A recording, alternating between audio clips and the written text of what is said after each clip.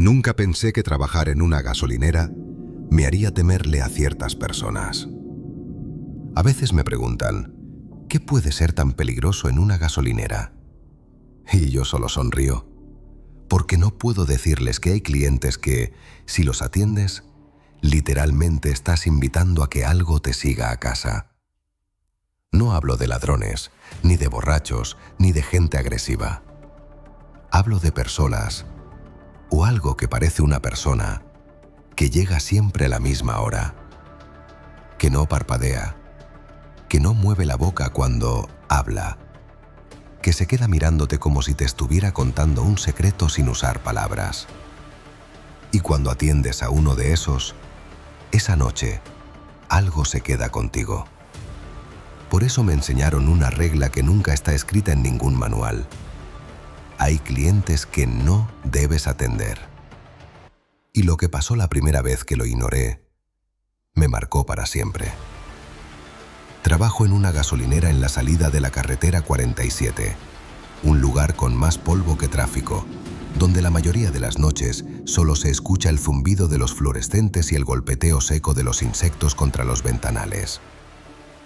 El primer turno nocturno que hice fue un martes.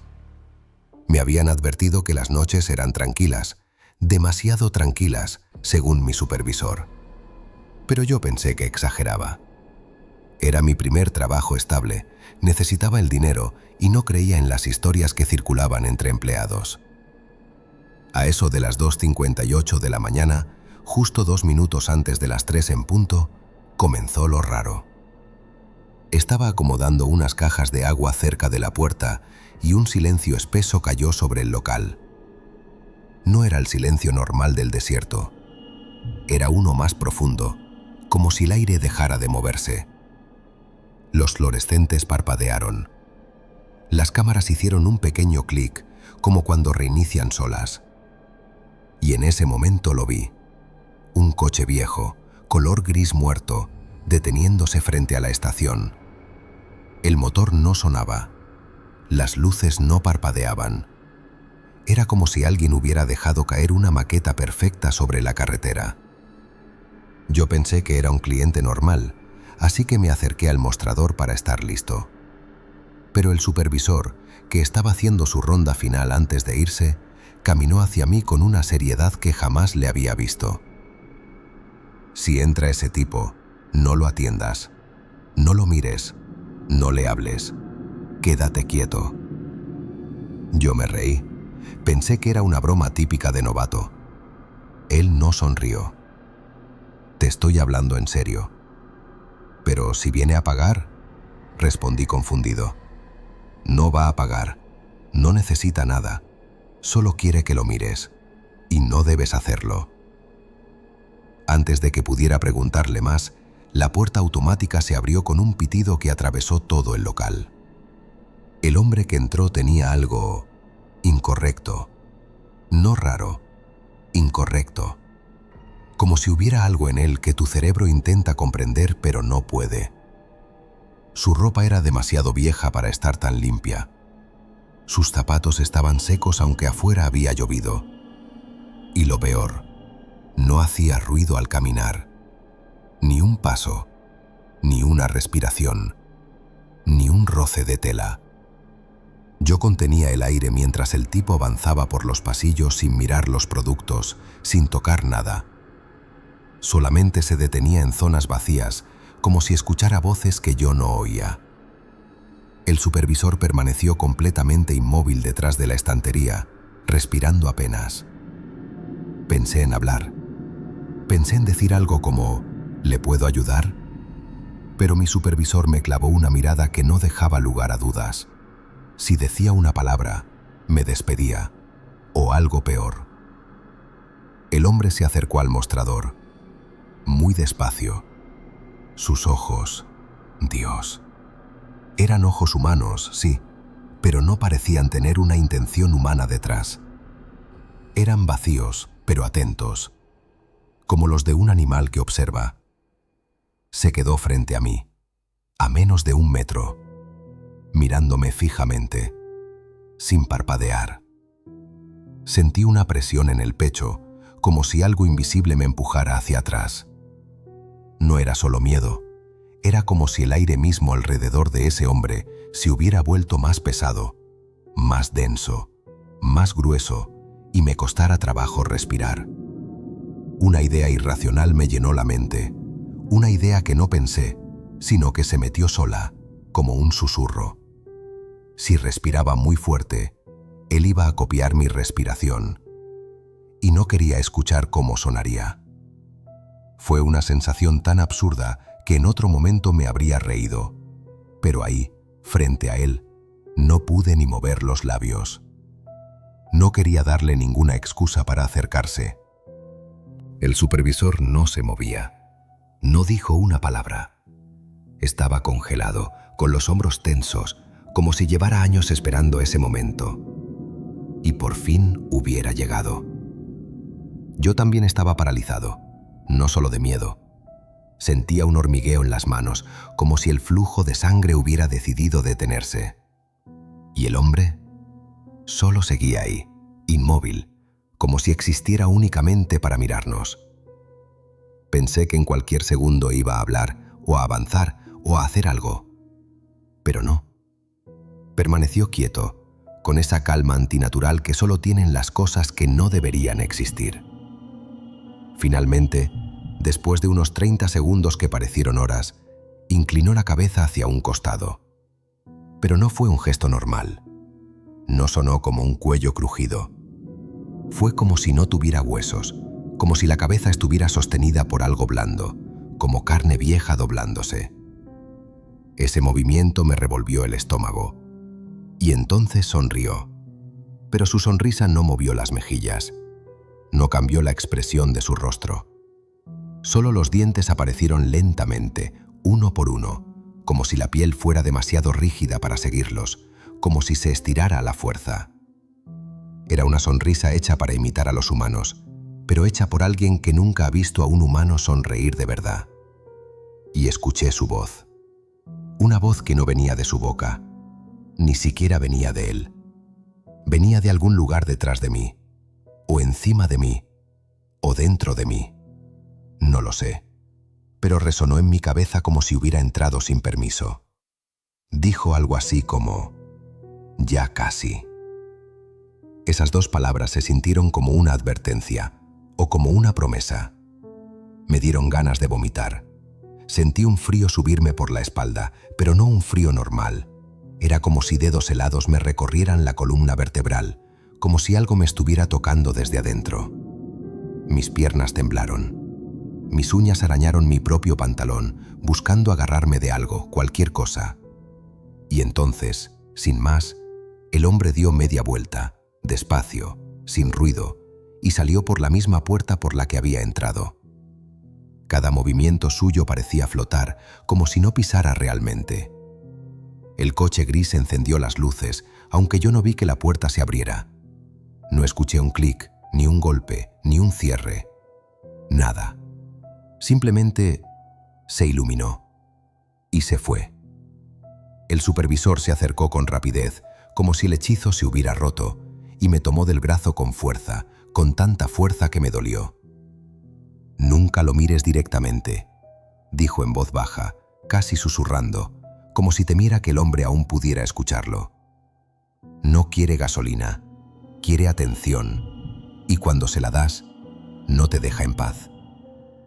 Esa noche, al llegar a casa, noté algo que me dejó helado. Mi reflejo en la ventana tenía la cabeza inclinada hacia un lado. La misma inclinación antinatural que él había hecho. La misma postura sin huesos. Yo estaba recto, totalmente recto, pero mi reflejo no. Me quedé mirándolo durante un segundo, incapaz de parpadear, incapaz de creerlo. Y justo cuando pensé que quizá estaba imaginando cosas, mi reflejo sonrió. No esperé más.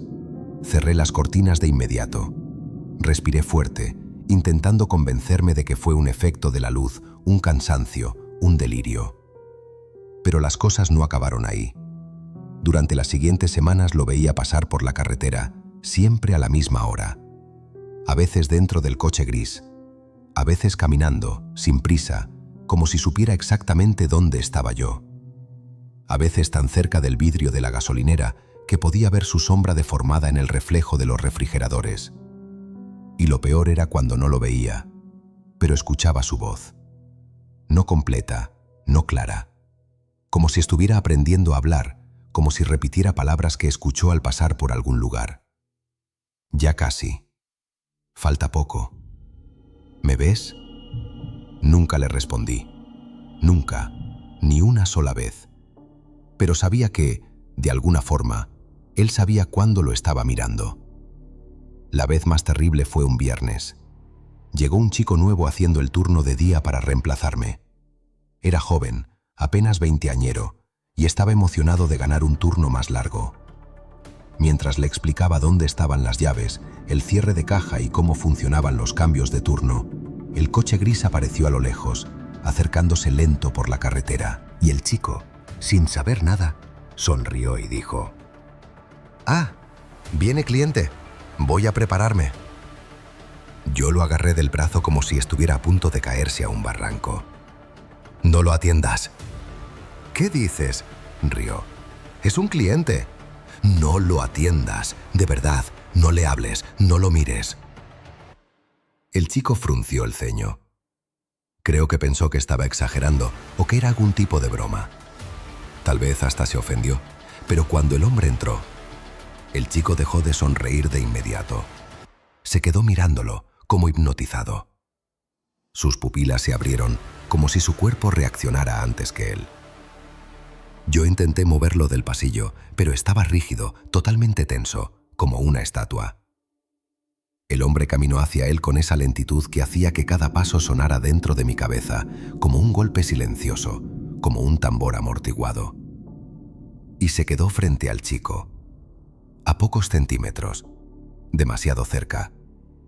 Tanto que el chico empezó a temblar ligeramente sin darse cuenta. Yo quería intervenir. Quería sacarlo de ahí, gritarle, empujarlo, lo que fuera. Pero mis piernas no se movían. Era como si el suelo me hubiera atrapado.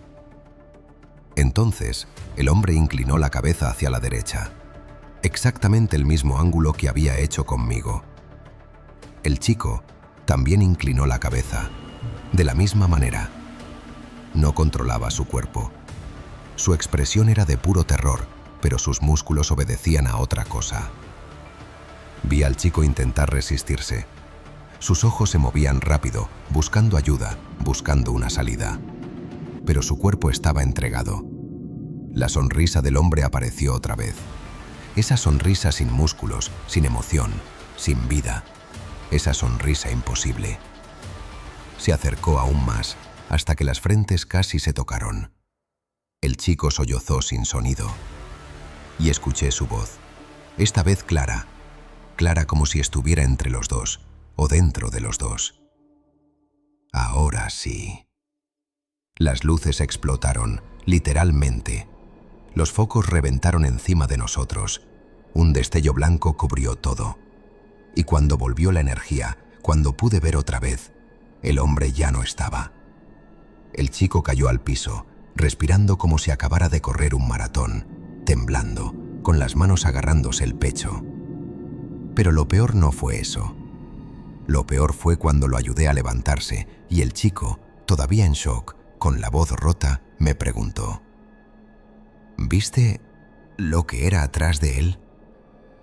Nunca supe qué quiso decir, nunca quiso explicarlo, ni yo quise preguntarlo. Solo sé que renunció al día siguiente, no volvió jamás. Yo seguí trabajando porque necesitaba el dinero, pero desde entonces, cada vez que veo un coche gris acercándose a las 3 de la mañana, me escondo detrás del mostrador y rezo para que no entre. Aunque sé que, tarde o temprano, lo hará. Y cuando lo haga, no sé si volveré a salir de la gasolinera. Y sé que algún día va a decir algo más. Cierre. Pero esa no fue la única vez que me pasó algo así. Muchos empleados de gasolineras piensan que lo más peligroso es un asalto. No. Lo más peligroso es atender a alguien que no deberías haber atendido. Y lo peor que he vivido no fue con ese hombre del coche gris. fue con lo que vi en otro lugar. Una noche, después de mi turno, tuve que acompañar a un compañero al hospital porque se desmayó en plena caja, y lo que vi en ese pasillo, esa figura parada al final del corredor, esa sombra que caminaba como si buscara a alguien, eso fue peor, mucho peor. Si quieren que cuente la historia de lo que vi en el hospital, comenten parte 2 y la subo esta semana.